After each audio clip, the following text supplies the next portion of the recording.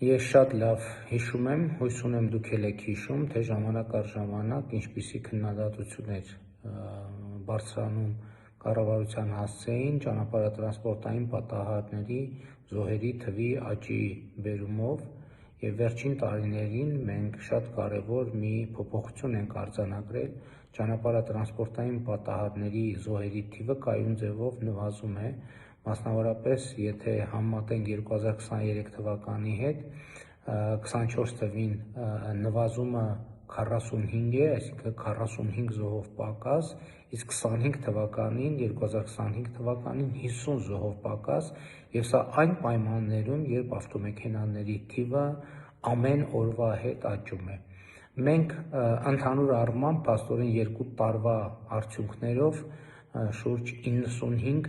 կյանք է խնայվել ճանապարհատրանսպորտային պատահարներից եւ մենք վերլուծում ենք, թե որոնք են այս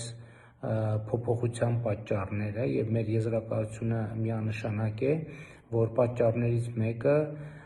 ալկոհոլի ազդեցության տակ մեքենա վարող վարորդներին վարորդական իրավունքից զրկելն է, այսինքն խմացություն ունեցող վարորդներին վարորդական իրավունքներից զրկելն է։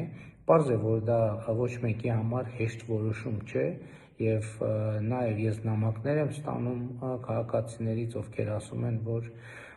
միջնորդում են, որպեսզի ժամկետից շուտ վերականգնվի վարորդական իրավունքը եւ այլն, բայց հիմա իմ խոսքը բոլորովին այլ բանի մասին է։ Մենք